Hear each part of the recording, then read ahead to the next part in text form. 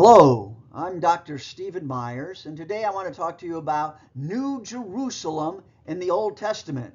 Most of the time we think of New Jerusalem being in the book of Revelation and its description there, but there's other descriptions of New Jerusalem in the Old Testament and in the intertestamental period. And we want to look at the ones in the Old Testament today. We have a new description of New Jerusalem in Ezekiel chapters 40 through 48. Ezekiel's new city is an earthly rebuilding of Jerusalem. It is not a heavenly New Jerusalem, but a physically earthly city. It is a description of a new Jerusalem to be built on earth after the Jews return to Jerusalem from the Babylonian exile. This New Jerusalem will have 12 gates named after the 12 tribes of Israel, as in the book of Revelation. Exact measurements are given to the walls, as in the book of Revelation, only the size has vastly increased in the book of Revelation. It seems that the size of New Jerusalem keeps getting bigger and bigger with time.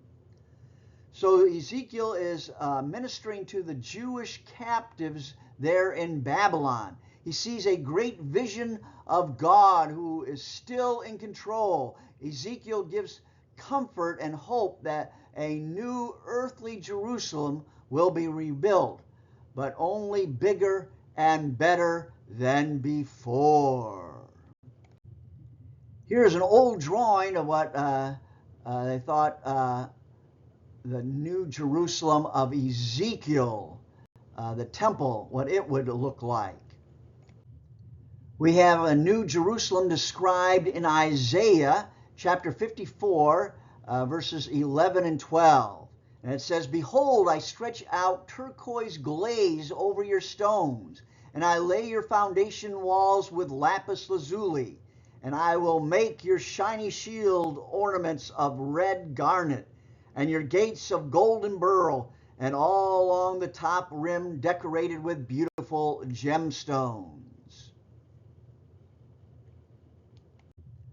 Isaiah 54 is describing Israel as a woman, the bride of God. Isaiah also is describing her as a city of Jerusalem. The crown on the top of the woman describes New Jerusalem with precious stones.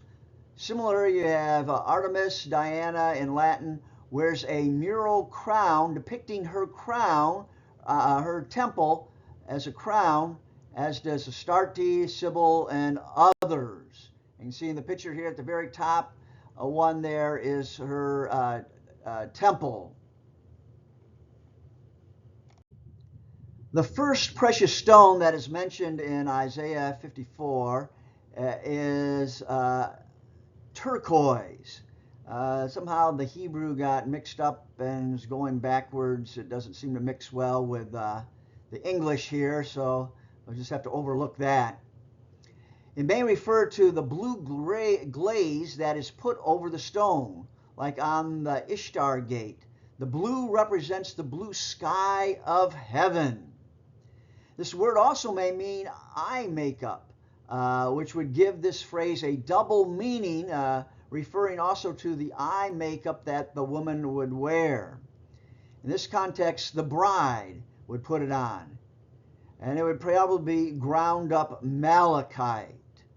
So you have this word probably referring both to the turquoise that you'd put on the wall, like you see in the Ishtar gate, and then also it could be ground up and used for makeup.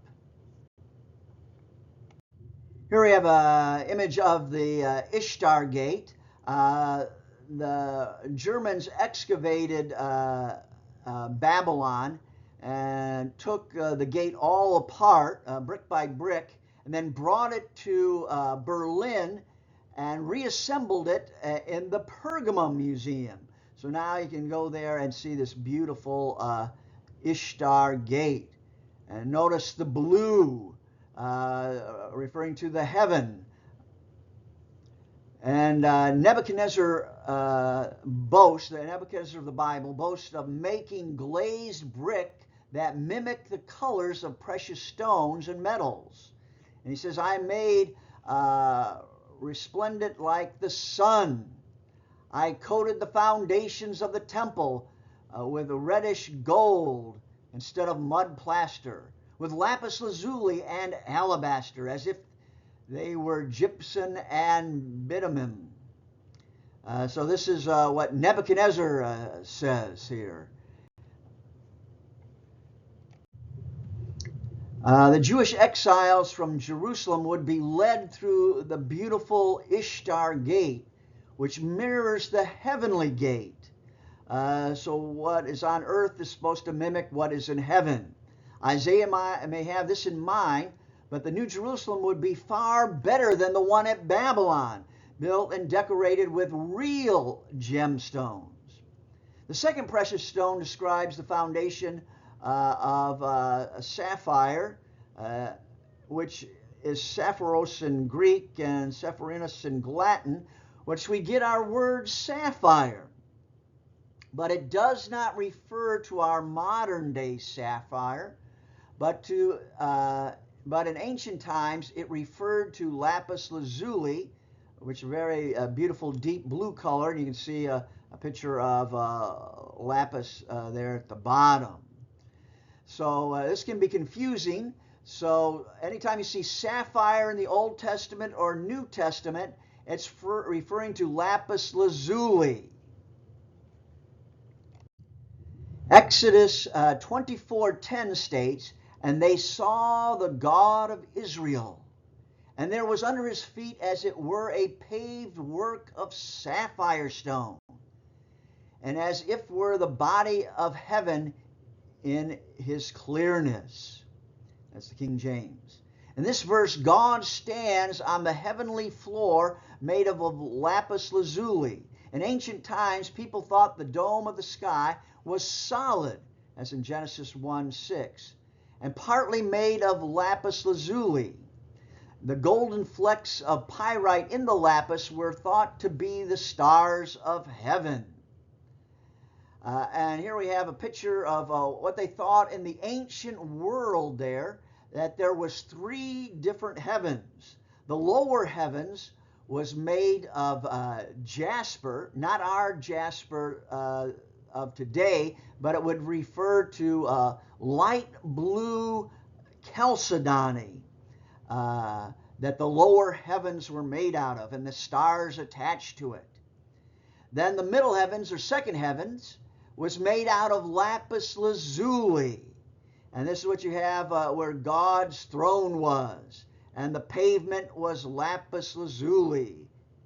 And then the upper heavens was made of a mixture of black and white and red, sort of like a sardonyx.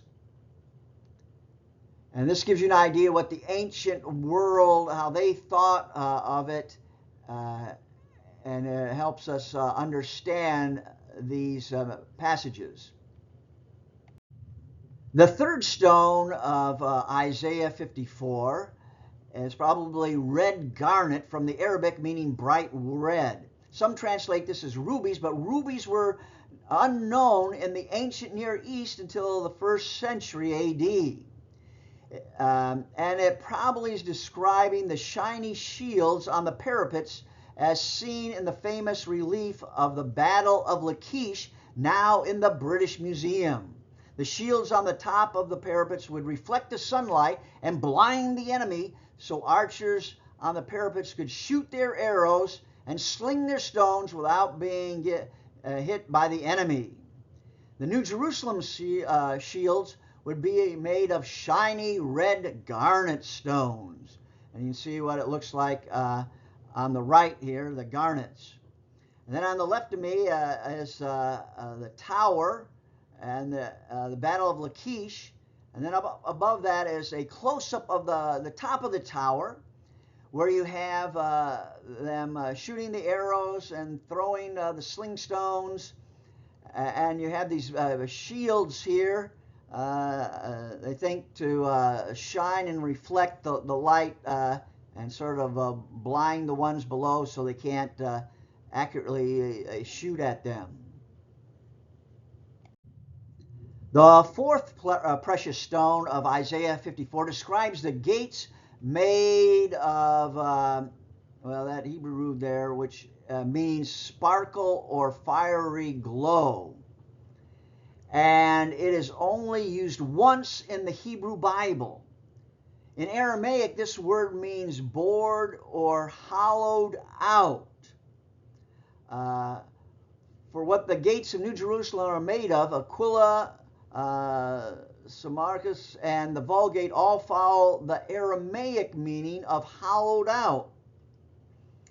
But what is hollowed out? According to rabbinic tradition, it refers to the drilling of pearls that were strung together in a necklace. Rabbi Johanan states, "The Holy One, blessed be He, will in the time to come bring precious stones and pearls which are 30 cubits by 30, and will cut out from them openings 10 cubits by 20 cubits, that will set them up in the gates of Jerusalem." And 30 cubits would be 45 feet tall, which is like over 4 stories tall, huge pearls, and they would cut a doorway in there, 10 cubits or 15 feet by 30 feet. And the book of Revelation seems to be following the Aramaic interpretation of pearls, being translated pearls, for the gates of New Jerusalem. So in summary, Isaiah is trying to comfort the remnant of Israel. Zerubbabel has rebuilt the temple, but it looks nothing like the glorious temple of Solomon. Haggai questions, "Who of you is left who saw this house in its former glory? How does it look to you now? Does it not seem to you like nothing?" The NIV. So the temple that was rebuilt by Zerubbabel looks so pales in comparison to Solomon's great temple. And Isaiah gives them hope of a new heavens and a new earth and a new Jerusalem that is made of precious stones. You can check out our other videos and subscribe. Our website is at BibleandScience.com. I've also written a book about this that you can see below where to click on that. Thank you for listening.